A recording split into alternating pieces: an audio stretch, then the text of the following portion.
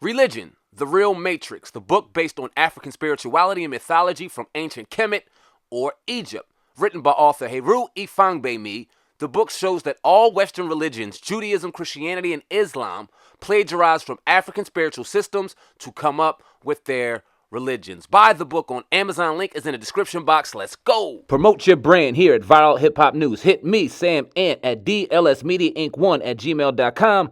dlsmediainc1@gmail.com. Let's go.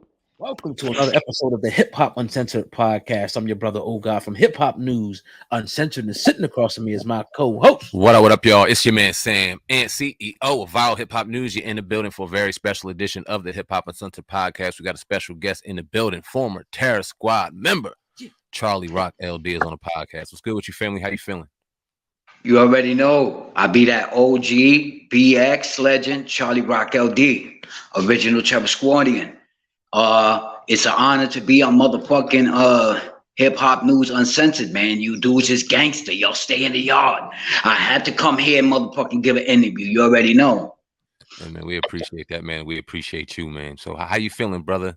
We entering the last month of this year, man, going into 2023 with a bang, man. How's life out there in your world? I'm good. 22's been a very good year for me, man. I started my new business. It's doing good. I started doing a lot of things like working with the kids. I'm an influencer. Like 22 is definitely a good year for your boy C-Rock. I started my podcast. I opened up a clothesline. Like, we in the yard, homie. We in the yard. Word. For sure. So take us back, man. I guess obviously you grew up in the boogie down Bronx, right?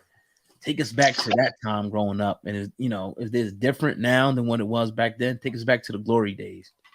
Oh, hell yeah, man. My time was the 80s. That's when I was a teenager. You know what I mean? That's when rap started. That's when the rap game came on. That's when the crack was out. I mean, I have a podcast on Charlie Rock LD, Repping the Real. And last Monday I did a segment on trapping in the 80s in NYC, and it was crazy. We went in. We had all type of 80 stories. Yo, people got to check them out. That's on my podcast here on my YouTube channel, Charlie Rock LD, Repping the Real. And the 80s was crazy, man. I love the 80s.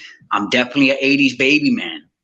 A whole different vibe from it is now. But those that don't know, the 80s was the most deadliest, the most violent, the most money getting decade in NYC. Yeah, man.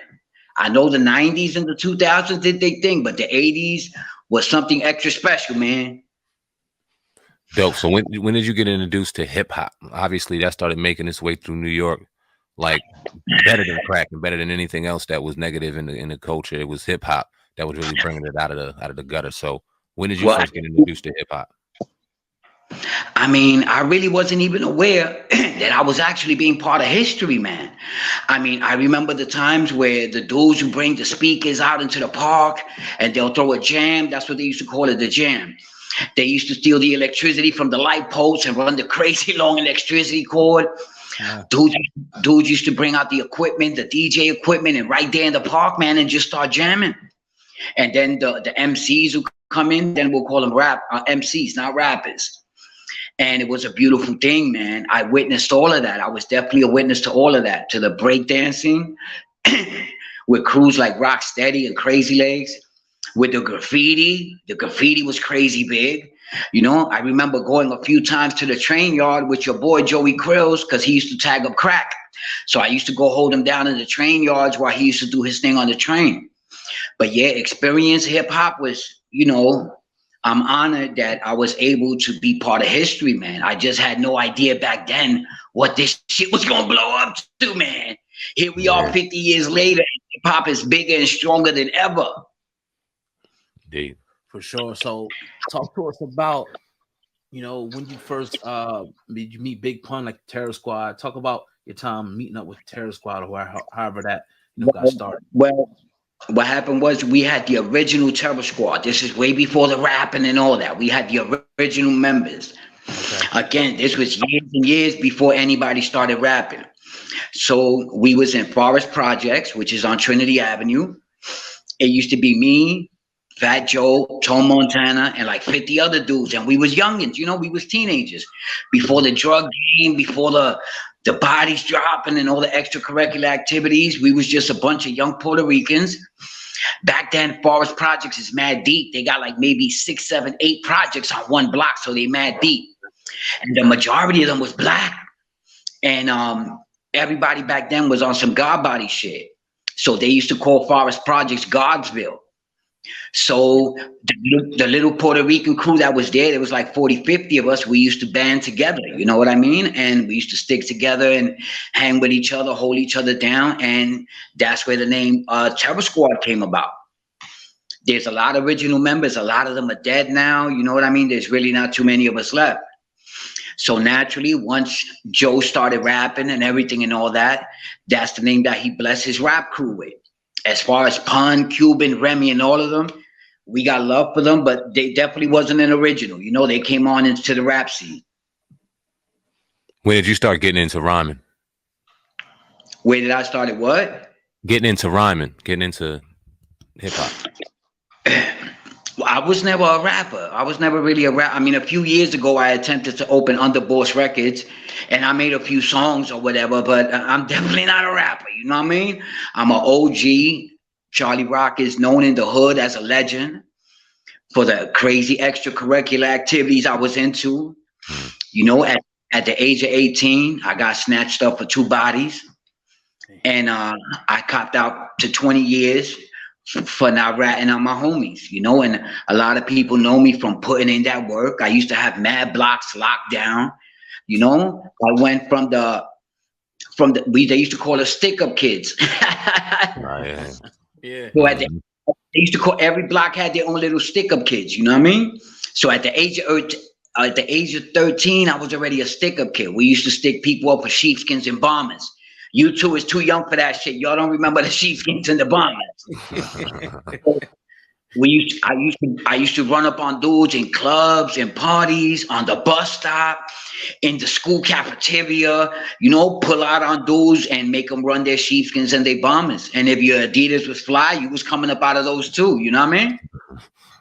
So that was my little thing there. I started off as a stick-up kid. That was at 13. At 15, 16, I started doing I stepped it up to bodegas and supermarkets.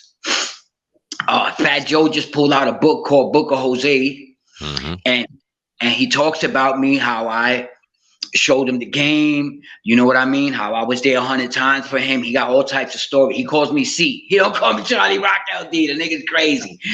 He calls me C, but everybody know who the hell C is. But in one of the segments, he's talk about how him and Tone used to be on some beating people up shit, you know what I mean? And, stealing their chains or whatever. And Charlie Rock was already pulling heists. I was knocking off supermarkets, grocery stores, bodegas, all types of shit. I used to have a little shotty. We used to call him Little Man. In broad day, like 3 o'clock while a motherfucking supermarket is open, I would run up in there with my team, put everybody on the floor and, and just rob everything. But that was the thing back then. Everybody was doing it. I'm not saying I'm the only one. You know what I mean? Back then, this was that era, the 80s. That's the era I grew up in. After the robbing, I got into the drug dealing, and that's when shit really took off. And, the violence really came in. Your boy was making some serious money. And when you're making serious money, you already know all type of, wolves and gangsters and thugs is going to get at you. You know what I mean? So not only that you have to worry about the feds, you have to worry about the stick-up kids, the extortionists, because niggas you try to extort you. You had to hold your block down and make sure nobody else put work on your block. Like, it was you had to be crazy gangster to hold a block down. And your boy Charlie Rock had many strips. I had like 4 or 5 strips, not block strips. And with that came a lot of violence and mayhem. And, that's where I got my status of legend at, because I used to do some crazy off-the-wall shit. One of the shit I used to do, like, if a dude ran off with my package, I would tie his feet with a rope, put it to the end of my bumper, and ride around the block with his ass. Like, I was known for shit like that. Another shit, let's say I got a new pistol, and I wanted to test it out, I would get a crackhead or a dope fiend, lace him with a vest, and just shoot him, just to make sure that the vest doesn't work. Oh shit. No, so I've been known for all extracurricular activities, man. And it is with a lot of shit I can't even talk about. You know what I mean? I got to take it to the grave. Like the fact that I stood in front of a judge at 18 for a double murder, and I took 20 motherfucking years. I knew at 18 years old, you don't rat. You know what I mean? The code was strong. It is what it is. You couldn't be nothing. You could never be a rat. And to this day, I never ever said who I took the 20 years for, and I would never say it. You know what I mean? That's like something I got to take to the grave. But that's why Big Pun shouted me out on his album. Yeah. And on his album, he was like, "Yo, Charlie Rock LD, because his lips don't flap." Like, that was my reputation, being a gunslinger, laying niggas out, getting that bread. And I was into anything. I was known to snatching niggas up and asking for money, busting in them doors and taking other niggas that was making 50, 100, 200,000. Like, we was doing all types of licks, and your boy was down with D, all of the above, man. Right. They didn't just give me my title. I earned that shit. No doubt. So it's safe to say you was pretty much part of like the street team of Terror Squad. Not necessarily. I mean, you was running with the music guys, but you was the street cat. We all know about them with Terror Squad. I mean, there's different eras. If we talking about the 80s, you know what I mean? Then that was the street team. So I went in 88. Mm-hmm. I did 2.5 years on Rikers Island. I did another decade and change up north. I came home in 2002. By the time I came home, Fat Joe was already a made nigga in the rap game. You know what I mean? Pun already had passed. So, when I came home in 2002, I jumped right into the Terror Squad, the rap crew, And, that's when, the rapping began as far as that issue came. You know what I mean? Right. I could remember listening to Terror Squad back around that time. I was in high school, and they were one of the most underrated, hottest groups at the time. I really thought they was going to be way bigger than they turned out to be. Talk about those times when you guys were pretty much on top of the world, and y'all were like, it was different because it was Latinos. That was rapping. So to talk about that. As far as being Latino in the rap game? Yeah, as far as, early on when Terror Squad was hot, the music Terror Squad in 2002. All right. Well, like I said, when I came home in March of 2002. Pun already had passed, but Pun definitely put us on the map. You know what I mean? Joe had 2 projects out, and he did well. He sold a couple of 100,000, but he didn't go gold. He didn't go platinum. Pun was that nigga. Pun, the expectations for Pun was for Pun to go at least gold. This is what Joe and everybody was expecting. Like, that was their highest expectation, of Pun to go at least gold. So when the dude came out double platinum at the gate, it was something phenomenal. Like, we wasn't ready for no shit like that. You know what I mean? That not only did Joe make millions and millions of dollars, but that opened up a lot of doors for him as far as to be an executive. Because after Pun blew, that's when Atlantic stepped to Joe and invested $10 million in a label imprint for Terror Squad. You know what I mean? So, like I said, not only did Pun make Joe millions of dollars, he put him on the map as far as an executive and a label owner. So Pun was that dude, man. Right. What do you feel about later? Like, we talked to Big Pun's widow, Liza, and her attorney. They were pretty much trying to say, if you have any knowledge, if you don't, you have to speak on it. That Fat Joe, pretty much was holding money or stole money from Pun. Have you heard those allegations over the last couple of years? Yeah, I definitely heard the allegations, man. I was hurt.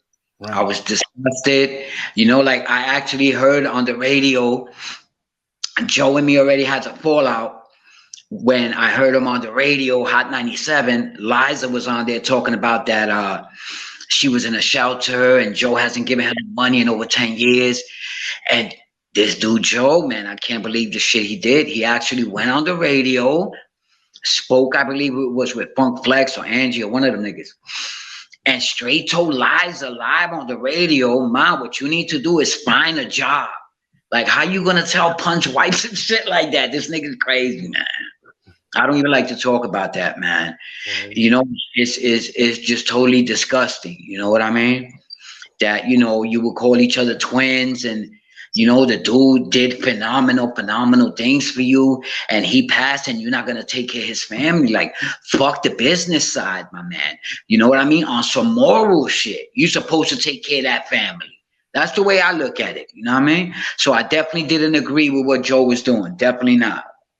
You ever get to have a conversation with him, or when's the last type of conversation you had with Joe, and how was it? It wasn't a good one. He actually spoke. He actually wrote again. He wrote in his book about the last time we seen each other, and this is his word in his own books. He said the last time he seen Charlie, he calls me C. He don't. Right. The don't say Charlie Rock LD. He says C. So he says the last encounter we had, he was coming out of Hot 97, and I ran up on him, and he said he feel I was gonna straight murder him. And, you know, he said, again, this is his words in his own books, you know. He said I ran up on him and I wasn't looking at him in the face, and he thought I was going to straight body him. And, you know, and he said I gritted my teeth, said fuck it, and just kept it moving. How did it go down from your perception? Did it go down the same way that he wrote it in the book? Did you guys conversate? How did it go down in your eyes, if you can speak on it?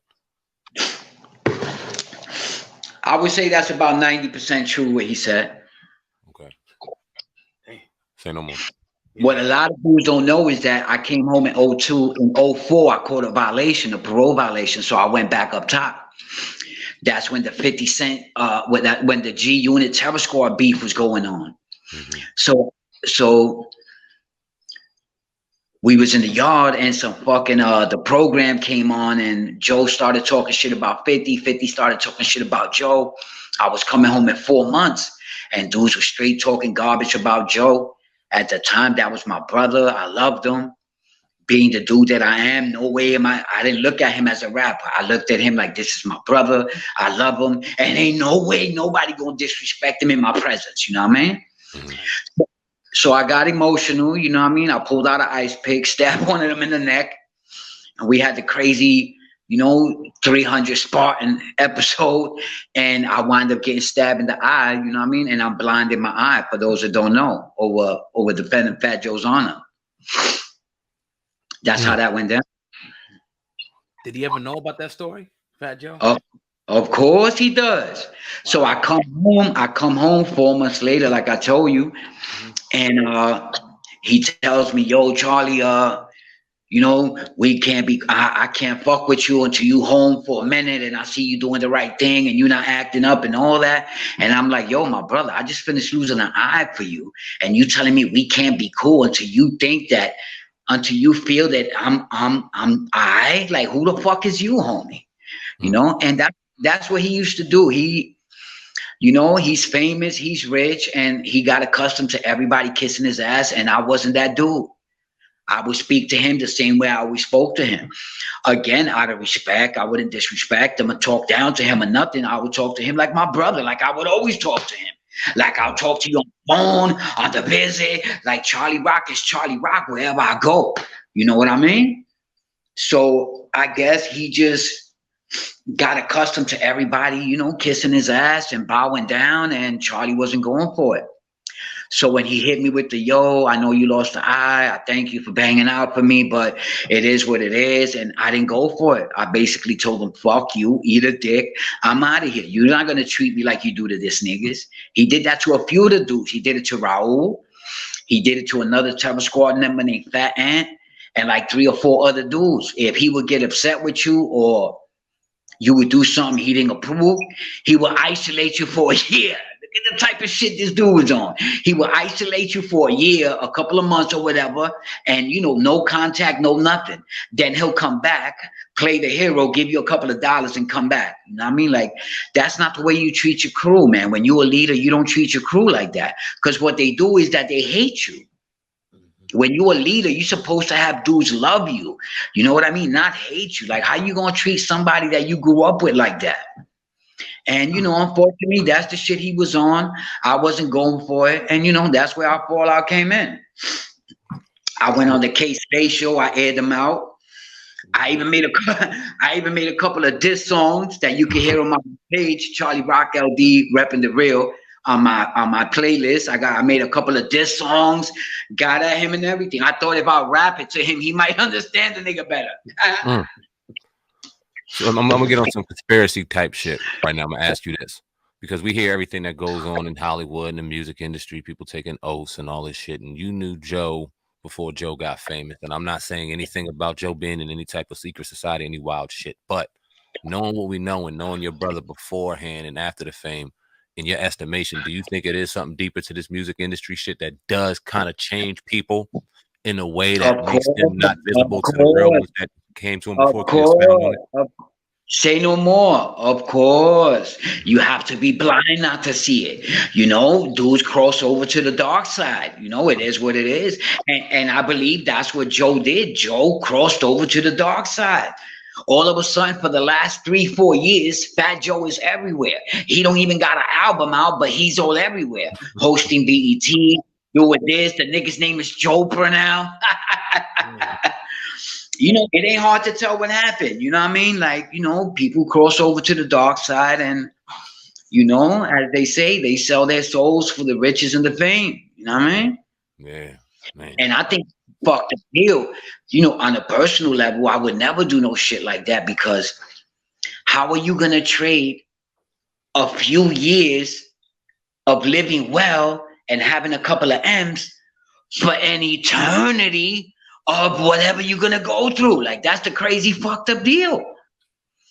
That's what's happening in your boy Ye right now. Ye did whatever deal he wanted to. They kept their side of the bargain. They made him into a billionaire. They turned him into a household name. And now that it's time to pay the piper, your boy Ye is trying to back out. Nah, homie. You made a deal. You signed the papers, homie. It's time to pay the piper. Now all of a sudden he's talking this God shit because he regrets whatever he did. You know what I mean? That's the way I see it. Right. I want to go back a little bit to the if you were around for any things that happened between 50 Cent and Fat Joe. I heard that got to a point where I don't know, hands were laid on people, but it was getting close to where somebody's about to drop.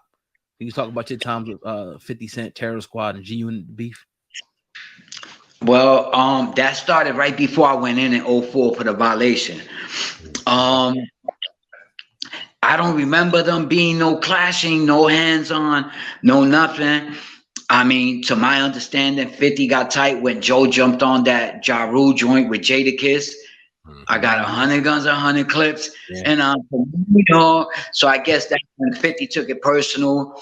Words were exchanged. But as far as, dudes popping off or clapping at each other or whatever, to my understanding, there was none of that. You know what I mean? They kept it crazy in the street, not in the street. No doubt. Growing up, when you grew up in the 80s and seeing where we at right now, like you said, you was a stick-up kid early in the conversation. I'm sure you got to do a lot of things that you probably couldn't do now, given the cameras and the type of surveillance that's out here nowadays. You'd be caught up in a couple hours the way they got angles and shit. And then also the culture of social media and how snitch culture almost became, like you said, something that was an ultimate violation. It seemed like not too long ago, and now it's accepted and damn near ignored. People don't even care about it anymore in what is distributed in mainstream. What do you think about all that? How we've changed over time, in particular in certain ways, certain codes that used to be non-negotiable? I mean, again, you're talking to a guy that stood in front of a judge at 18 years old and took 20 years. Let's let that sink in. 20 years. When I could have easily ratted on half the niggas I was fucking with, because I was fucking with a lot of serious dudes. Dudes like Boy George, Eddie Ed, Chicky, you know what I mean? And I could have easily told on dudes, and that wasn't even an option. So the way I look at it now, I mean, everybody's just selling out, man. Like, there's no more honor. You know, a lot of people in my comments, like you guys know, I got a YouTube page, Charlie Rock LD Repping the Real. I want everybody listen to this to subscribe. I got a podcast called Repping the Real, which is actually a live stream. Every Monday at 8 o'clock, I'm live on YouTube, Charlie Rock LD Repping the Real. And it's just a shame, man. Like, a lot of my comments and all, you know, they call me the last of a dying breed. They're telling me I'm made from a different cloth. Some people look at me like I'm crazy. Like, how could you take 20 years for somebody? And, that was the mindset that it was back then. You know what I mean? And it is what it is. I feel disgusted that today there's no honor. Dudes testify on each other for not doing 6 months. Like, what you scared of 6 months for? Right. You know what I mean? Like, I look at it like this. I'm an OG, and I look at it like this. And I'm talking to all you young dudes out here. You know what I mean? When you step into the trapping game, whatever you want to call it, you took an oath. Whenever you decide to step into the underworld and make money off drugs, kidnapping, licking, whatever you're doing, you took an oath, my man, to the streets. And part of that oath is that if and when your ass get arrested, you keep your mouth closed and you do your motherfucking time. You don't rat on people, man, especially your homies, dudes you grew up with. Like, I've heard some real atrocity stories, fathers ratting on their sons, daughters ratting on their mother. Like, it's crazy, man. You know what I mean? And what my thing is, you get nothing out of it. I've seen dudes testify against dudes and you still got to do 10 years. So what the hell did you get out of it, my man? That's the part I don't understand. You're going down in history as a rat, which to me is the worst thing you can do, because your honor, your integrity, and your value is the only thing they can't take away from you. Look at mine and Joe's situation right now. I'm the dude that Joe always wanted to be. Yes, he's famous. Yes, he's rich. But things like integrity, honor, and being that dude, you can't buy that, my man. I don't care how many M's you got. You can't buy that. That's a title that you have to earn. That's why it is an honor to have that title. That's why it's an honor that I could sit right here talking to you guys live on Hip Hop News Uncensored and telling you I'm that dude. I can walk anywhere with my chest out because I know I'm official. Like I said in the other interview, you cannot claim that you're loyal until your loyalty has been tested. Facts. You cannot claim that you're a loyal dude or female, because females get it into. You cannot claim that you're loyal until your loyalty has been tested and you passed it with flying colors. That's the same way as saying you claim that you're a murderer and you never body nothing. What the fuck? How you gonna say you're a murderer and you never body nothing? That's the same way with loyalty, you know what I mean? And it is what it is. The young dudes today sell their mothers out, you know what I mean, over 6 months, and it's disgusting, you know what I mean? And it is what it is, man. I guess it's true. Your boy Charlie Rock is the last of a dying breed. I want to share something with y'all. Hear me out. Yes, sir. Do you think? I've been thinking long and hard. Mm-hmm. And I'm going to start what you call the commission. I'm going to start the commission. And you guys are going to have the bragging rights to say that you heard it here on Hip Hop News Uncensored when Charlie Rock LD first mentioned it. I'm starting an organization called the Commission for OGs. And it's basically a Hall of Fame for OGs. I think that's a dope concept. I think that's going to be a dope concept. It's going to take a couple of years to really get it up off the feet. But I'm going to form a committee. We're going to, do investigations, snatch up all the OGs and, look at it like a little secret society. You know what I mean? And keep their name alive. Like a Hall of Fame for basketball, baseball. We're going to have a Hall of Fame for OGs. Dudes like John Gotti. Dudes like Al Capone. Any dude in your hood that kept it thorough, that was that dude, put in the work and definitely never testified, we're going to immortalize your name. And it's going to be the commission for OGs.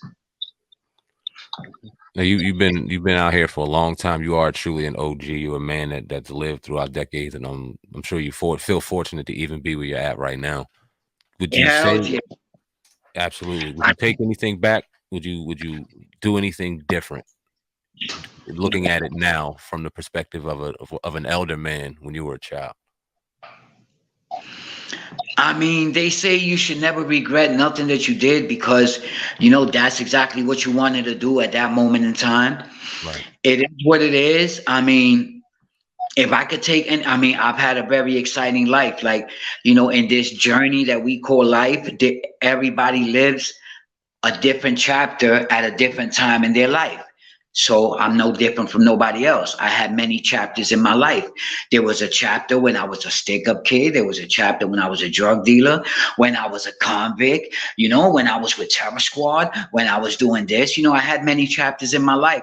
And today I'm proud to say that I am no longer a gangster. I do not live that lifestyle. Your boy has reinvented himself. I'm a positive person. I do a lot of positive things in the community. I have reinvented myself, and your boy is not the same boy I was back then. You know what I mean? I'm older now. I have more maturity, and I'm nowhere near the same person that I was back then. You know what I mean? And like I said, I'm doing a lot of positive things. I'm an influencer today. I'm an influencer. I coach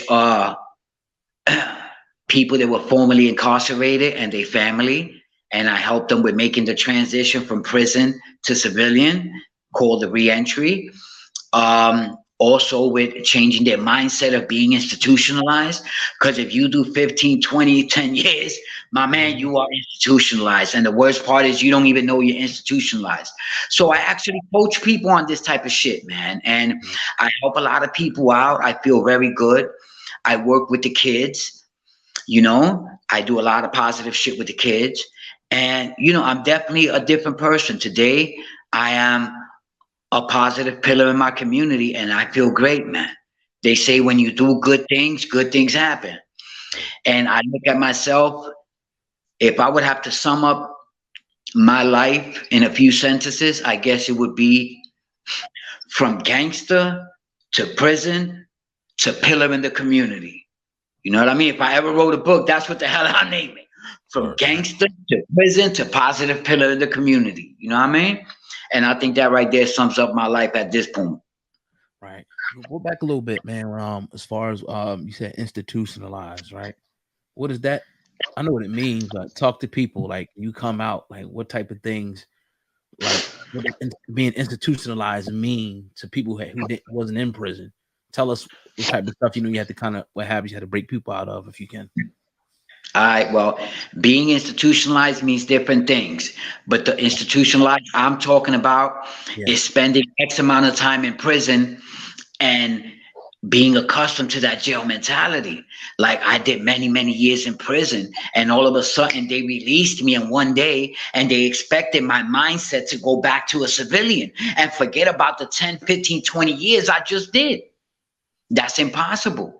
You have to do some type of therapy. You have to seek help. And it's a process. It doesn't happen overnight. And this is what I teach my clients, to break out of that mindset of no longer, like, I got a saying that I say, I coach from experience. Mm-hmm.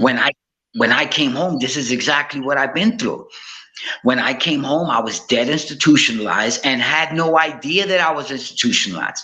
I thought the way I thought, everybody else thought. I came home with that criminal mentality, that in the yard mentality. Mm.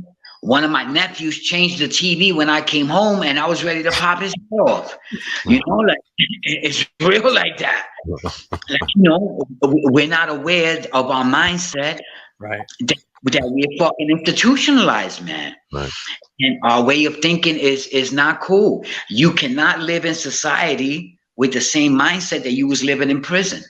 So this is where a coach or somebody like me comes in. I help people change that mindset, and I think I do a very good job. I coach a few people a month. I also got up with my ex-parole officer. What the fuck is that calling? Get out of here. But that's still hang up. Can you hear us? All right. Yeah, somebody try to call. Yeah. Shit. You got me? So yeah, like I was saying, I got together with my ex-PO, and they paying me to do a workshop for people coming home and teaching them exactly what I just finished talking to you about. So, I'm giving back in that way. I'm giving back to the society in many ways, man. All right. It's really a beautiful thing. hold on. Anybody out there that would want to get at me, I'm also a motivational speaker. So anybody out there that would like any of my services, you could contact me at Charlie Rock LD, Prison Mentality at gmail.com. That's Charlie Rock LD, Prison Mentality at gmail.com. And it is what it is, man. You know what I mean? Right. So to the people, what would you say? 20 years, right? You've been in prison. Wasn't there ever a time in there where you was like, man, I should have just, you know what I mean, just told on them dudes. You know what I mean? Because I had to spend 20 years in prison for holding it down. You never had like one thought, like, man, I could have been out. No. Nah, because I call myself a DOC baby. I was literally raised in the Department of Correction. And I look at that, call me crazy, call me whatever, but I look at that, I wear that as a badge of honor. I'm proud of that. I know a lot of people are not going to agree with me and they're going to say I'm crazy, but an opinion is like an asshole. Everybody got one. The way I look at it, just like my battle scars and the RIPS that I got from Rikers Island and all that, I wear those as badges of honor. And I know that the world knows that your boy Charlie Rock LD had an opportunity to rat, and I did not rat. I did not testify. And, I feel great about that. So as far as did I ever think about it? I mean, to be honest with you, I actually never thought about it. Wow. I can't say that I actually ever thought about it, as far as like, oh, I should have snitched or whatever. Like, I just, it is what it is. You know what I mean? I just literally never thought about it. What were they offering you at that time? You can remember to tell. Were they trying to give you a deal if you would have told? Of course. I mean, first of all, my first bid wasn't that. My first bid, I did in 86. I stuck up Roy Rogers. I don't know if y'all remember Roy Rogers from back in the day. Yep. I was 16. It was three of us. We ran up in Roy Rogers with a 30-30 rifle with masking tape holding it together. The shit didn't even fire, yo. That's how G-Dub we was. The thing didn't even fire. We had tape holding it together. So anyway, this was 86, I believe it was. So we ran up in there and we stuck them up. I think we came up with like $6,000-$7,000, and I thought I was rich. I was 15, 16, and I thought I would never have to work another day in my life. And that's just the mentality when you're a teenager, Yeah. But anyway, long story short, they snatched me up, and I was the only one. There was three of us. I was the only one that got snatched up. They offered me 5 years probation because that was my first case, but I had to testify on the other two dudes. I had to point them out. And I was like, nah. I was like, I was out on bail. So I was like, okay, I'm going to look for them. When I find them, I'm going to call the detectives and let them know. Look how G'd up your boy was. I used to come to court with the two dudes. And they would sit there. They would sit in the benches while I would go in front of the judge, and the judge would ask me, "Have you found them yet?" And I'm like, "I'm still looking for them." And the dudes are sitting right there in front of me. You know what I mean? So after about a year and so, the judge was like, "Listen, if you ain't finding them by now, you ain't finding them." So I went in and I wound up doing a bullet on the island. And that was in C-76. Yeah, I did a bullet on the island. That was actually the first bullet. A bullet is a year. Okay. Yeah. All right. I got you. Now, real quick, did you hear about T.I.? I don't know if you heard about it. And his I want to get your opinion on it. And about he pretty much said that he told. I think he said he told on somebody and the dude was dead. Yeah, it was his cousin, and his cousin passed away. You can still consider him a rat. I kind of gave him a pass for that. But how you feel about it? I think I would have to think about that one, man. Yeah. I mean, a rat is a rat. You know what I mean? It is what it is, but the dude is dead. So, I mean, I think I would have to, ponder on that a minute. You know what I mean? No doubt. I respect that. I'm not saying I'm giving him a pass, but, we'll have to think about it. The dude is dead. You know what I mean? So it's not like he's going to do any time. Yeah. Well, we got Charlie Rock LD on the Hip Hop and Censor Podcast. Hit that like button. Follow that man on YouTube. He has a YouTube platform. Go ahead and support. Hey, brother, we definitely appreciate your time. If you got anything else you want to get to the people real quick, the floor is yours. If not, give them your social media handles where they can find you. We definitely appreciate your time. As you already know, if you want to contact me for any of my services, Charlie Rock LD, prisonmentality@gmail.com. I also have my own podcast. It's called Charlie Rock LD, Repping the Real, which is actually my YouTube page. So you guys can hook up my YouTube page on here. I would like y'all to subscribe, rock with your boy. The podcast is Keeping It Real. I talk about all types of real topics, and I be having great shows. I only got like 3-4 shows out, and they're all at mad thousands already. That people's feeling the kid. It is what it is, And like I said, your boy went from gangster to prison to positive pillar in the community. Always remember that when you do good things happen, man. God is good. God is good. When you do good things, my people, good things happen. Rock with your boy, Charlie Rock LD. We in the yard. Yes, the original member of the Terror Squad. The original member of the Terror Squad. Putting in that work. Read that book of Jose, so you can see how your boy was holding Fat Joe down in his own words. He gave 100 stories on how I was holding him down, gave him his first burner.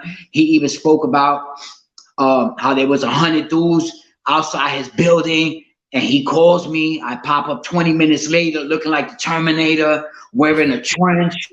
Check it out, wearing a trench with a shotgun in the middle of summer, air shit out.